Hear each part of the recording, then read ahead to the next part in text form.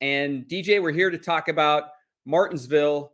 Happened yesterday. Kyle Larson finally solves Martinsville Speedway, a track that he said he never would have thought he'd win here. It just does not suit his driving style. And I know, DJ, we've talked about this over the years. I mean, going all the way back to his rookie season in 2014, this was really like a house of horrors for Kyle Larson. I mean, I think there was even one instance when he was with Ganassi where I think the team got frustrated with him because they felt like he wasn't giving his best effort because, again, he was just so disillusioned with trying to get around this place. So what do you make of a driver like Kyle Larson here, 10 seasons into his Cup career, finally solving one of the trickiest tracks in terms of rhythm and getting around Martinsville?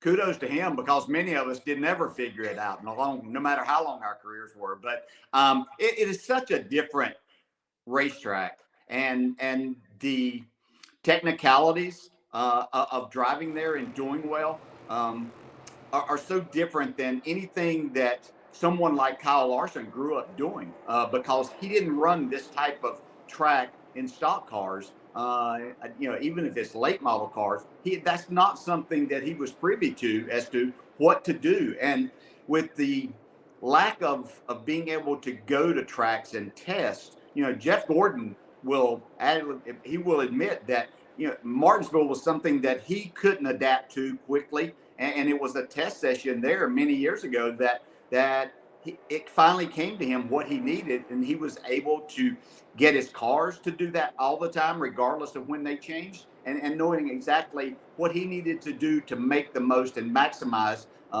his talents there. And I think Kyle Larson finally worked hard and figured this out. Not that there's not going to still be challenges, because it's such a different and tough track. And I will have to say that sometimes when you have a track that you're not performing well at, the harder you try, the worse off you are. And it's just finding small things that you need. And overdriving Martinsville is the absolute worst thing you can do as a driver. But sometimes it's just not in your makeup as a driver not to attack. But the drivers that you see that have done well there and have multiple wins through the years are drivers that figured it out, that the amount of braking and off throttle time and what you do in that off throttle time are what is going to maximize and be best for you. But it was great to see Kyle Larson have a good day, and all the hard work and efforts that he's put in through the simulator finally paid off for him there. Yeah, and I'm glad you brought up that light bulb switch moment that Jeff Gordon had here. Obviously, he's one of the greatest all-time winners at Martinsville, and we heard the same thing from Jimmy Johnson, from Tony Stewart, and I want to get to that, DJ, and get your thoughts on that. But first, I want to go back to what you were saying about how you have to approach Martinsville. And I thought Parker Kligerman made an excellent point that certainly you can relate to as a golfer. Parker said on Motor Mouths earlier today that it's very much like a golfer kind of changing their swing. And Kyle Larson talked about how he's worked really hard with Josh Wise, who is a driver coach of some renown to many NASCAR drivers, about how to approach the corner. And Kyle Larson said that what he was doing wrong was thinking that Martinsville, to your point, DJ, I mean, I think this is how he approached probably the dirt side of things. He really thought it was about corner exit, when really it's about corner entry. And that it was hard for Kyle Larson to kind of get out of that mindset of charging through into the center of the corner. Can you speak to that? And have you been in situations where you had to so-called change your golf swing at a track to improve your results there? Yeah, and I change my golf swing every time I play too. So I'm always looking for something better. But yeah, you're exactly right. You realize that at some point in time that attacking the corner, and especially with these cars that the drivers have today, where they have a bigger brake package, and so they're not really having to take care of the brakes the way we did in the past. Because they don't build the heat and they have that stopping power. So it would be easy to overdrive the corner even more getting there. But really everything comes down to about not slowing your car down, allowing your car to actually work and do what it can do, and carry your corner speed there, because if you can carry speed through the center of the corner without overdriving the car and upsetting it getting to that point, then you're not going to have as much exit speed. But if you get your car slowed down too much, you overdrive the corner, you're having to try to get it stopped and turned and help the car to rotate, all by using the brake. You're doing nothing but hurting yourself there. So you slowed down your speed. Now you feel like you have to stab the gas, which is not the right thing to do on the exit, to get the tires hooked up and not abuse them. So yes, you have to change. And that's the great thing about being a race driver in the NASCAR series, is that you encounter so many different types of tracks that requires you to change your style. So as a golfer, it's basically like if you're a right-handed golfer and you're trying to hit a draw that goes right to left, and that's your predominant shot, but then you face a situation, a hole, to where you need to hit a cut shot, which goes from left to right. That takes something totally different. So being willing to change, to be the best and feel like that you can win anywhere, is that ability to change and adapt to different situations. Can you relate to that at any tracks or at Martinsville where you did change from a cut to a draw in the way you drove your car? Yeah, Martinsville, obviously one of those. And a track that's much like Martinsville, just a half mile longer, is New Hampshire at Loudon. It takes something different there too. And it comes down to that braking side of it also. Easy to overdrive the corners at Loudon, where you have higher speeds. Then all of a sudden, you're not allowing your car and the tires and the spring shock combination that you have to actually do the job and continue to carry that pace and speed through the center of the corner. And then once you mess all of that up, then you're going to overdrive the car on the exit of the corner also. So I think that was a place that I had to figure things out.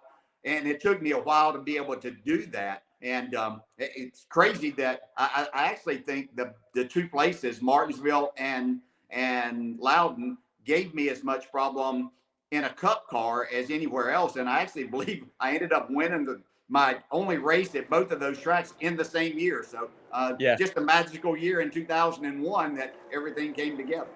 Yeah. I was going to bring that up. 2001 was that year that you figured out Martinsville and got that win. But as you mentioned, it seems like it's happened for so many Hall of Famers like yourself. I mean, as you said, Jeff Gordon had it happen in a test session. Jimmy Johnson, Tony Stewart, I think they either both alluded to it happened in a test session, or it might have happened for Smoke when he was a lap down and just following Gordon and saying, okay, now I've got it.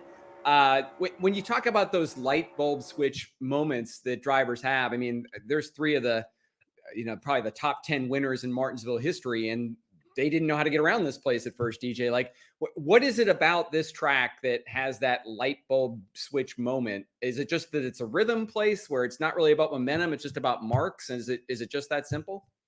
Yeah, I think that your tendency, because you can easily overdrive, is to do that. And so once you figure something out, you can go there on a test session and you can figure out something that may make you go faster, and your lap time shows something. But then you figure out, then you go and you get in competition and you realize that, oh, okay, well, that made me go faster there, but I can't pass anybody. So you might make speed in a certain way, but figuring out how to translate that speed into adaptability when you get in competition and make passes is something totally different. And that's what the good drivers there have figured out, that they did things that not only created speed, but understanding that whenever you are at Martinsville to make a pass, it's not just about having the most horsepower or turning the most RPMs on the exit of the corner. It's about having your car to do what it needs to do in the center of the corner, and how you get to that point that's going to allow you not only to create speed, but also passing opportunities. It's great insight, DJ. And again, like, Kyle Larson breaks through, and I don't think we're going to sit here and say today that this means he's going to go on a Jeff Gordon, Tony Stewart, Jimmy Johnson type run or tear at Martinsville, but who knows? I mean, he literally is one of the greatest drivers in the world. And I want to read you a quote. He said after this race, he alluded multiple times to the fact that he feels like he's back in 2021 championship form. He's now swept the asphalt short tracks so far this season with wins at Richmond and Martinsville. And he said after Martinsville, he doesn't know if he can get to double-digit wins this year, but he does feel like he's back in the same kind of drive that he was in 2021. He's been up front in every race. They've challenged for wins. He feels like he's showing that they have winning speed at every single race. And as he put it, we're winning at tracks I suck at, in that blunt Larson candor that we hear there. What do you think it says? I mean, do we make too much of the fact that this is a place that, again, has just been a house of horrors for Kyle Larson? He's really struggled here. Now he gets the win there. Does it feel a little bit like, deja vu going back to that championship year a couple of years ago?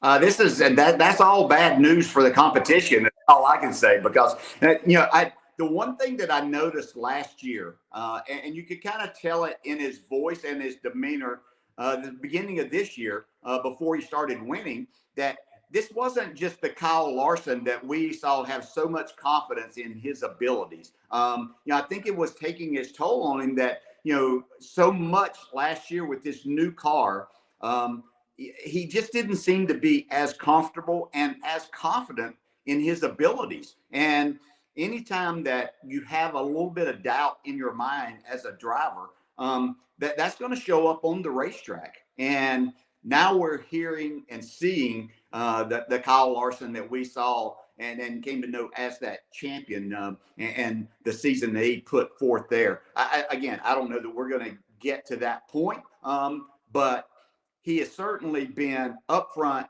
and now that he has the wins, I think that we're going to see a different Kyle Larson, and that does. I joke about it, but in all seriousness, that's not good for the competition. When you have a very confident, talented Kyle Larson ready to go to battle each and every week, then that this could be a long season for a lot of people.